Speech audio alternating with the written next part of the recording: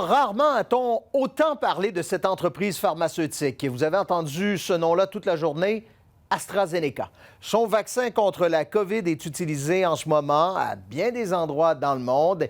Et dans certains pays, on a noté certaines complications de santé, si bien que son utilisation a été suspendue temporairement, mais toujours pas ici au Canada. D'ailleurs, Pascal, c'est précisément ce vaccin-là, celui d'AstraZeneca, qui était administré aujourd'hui ici à Québec. Oui, à Exposité, ce matin, on avait 2500 doses à administrer dans le courant de la journée et c'était le seul vaccin disponible. Alors, les gens qui se présentaient ici pour leur rendez-vous étaient un peu placés devant le fait accompli parce qu'on leur annonçait tout de suite qu'ils recevraient le vaccin AstraZeneca. Certains étaient au courant, d'autres non. Et le personnel infirmier, cependant, spécifiait que les lots qui sont sous enquête en Europe, c'est une chose, mais ici, ce ne sont pas les mêmes lots que nous avons. Ce sont des lots qui sont produits en Inde, alors c'est différent.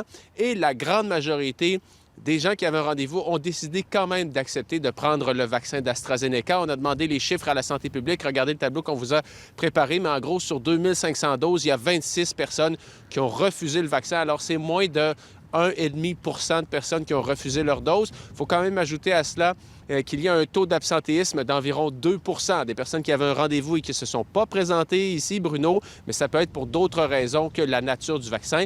Et puis, en terminant, bien, le vaccin d'AstraZeneca est aussi administré à domicile, rappelez-vous, et là, c'est moins de 1 des gens qui refusent de se faire vacciner avec ce vaccin. Alors, on a parlé à certains citoyens qui étaient aujourd'hui, comment ils ont accueilli la nouvelle, pourquoi ils ont quand même décidé de se faire vacciner. Voici leur réponse.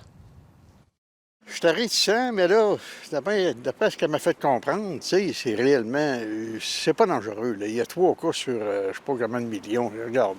C'est une question de conscience sociale. Si tout le monde se fait vacciner, il n'y en a plus. Si on est tous là en train d'essayer de ne pas se faire vacciner, bien, on va prolonger ça. Elle dit qu'il vient des Indes, celui-là, il vient pas de l'Europe.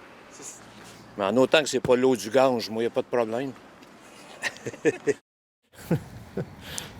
Alors, il y en a même qui font des blagues avec ça, mais plus sérieusement, vous savez que dans une partie de Montréal, il y a un CIUS de santé publique, là, un organisme de santé publique qui a dit que le taux de refus était jusqu'à 8 au nord de Montréal, dans une région de Montréal. Alors ici, à Québec, là, on n'était pas dans ces taux de refus.